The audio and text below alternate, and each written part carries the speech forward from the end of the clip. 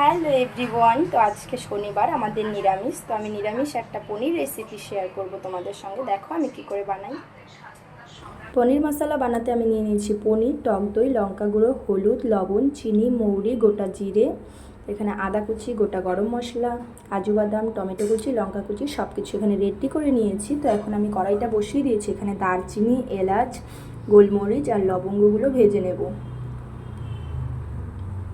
তো দেখো ভাজা আমার হয়ে গেছে, এখন তুলে নেব। এখন কড়াইতে দিয়ে দিচ্ছি সাদা তেল।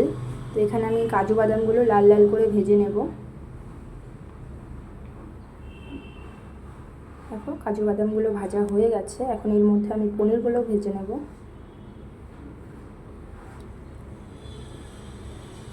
তো হালকা করেই ভাজবো পনিরগুলো।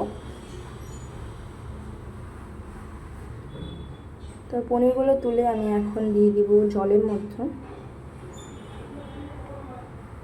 তো এখানে টমেটোটা আমি পেস্ট করে নেব। এদিকে কাজু বাদাম, গোটা গরম মশলা জল ছাড়া বেটে নেব। তো এখানে পনির ভাজা তেলের মধ্যে আমি ফোড়নে দিয়ে দিচ্ছি মৌরি আর সাদা জিরে।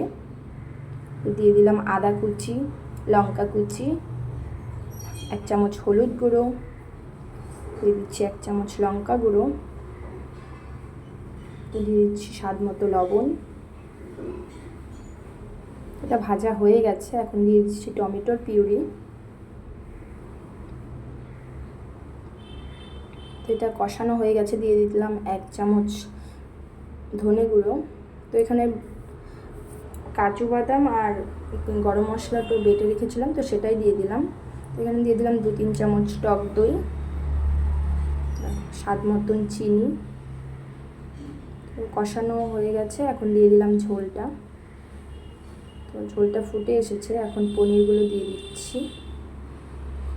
দেখো আমার রেডি হয়ে গেছে। তো কেমন লাগলো ভিডিওটা কমেন্ট করে জানিও। টাটা।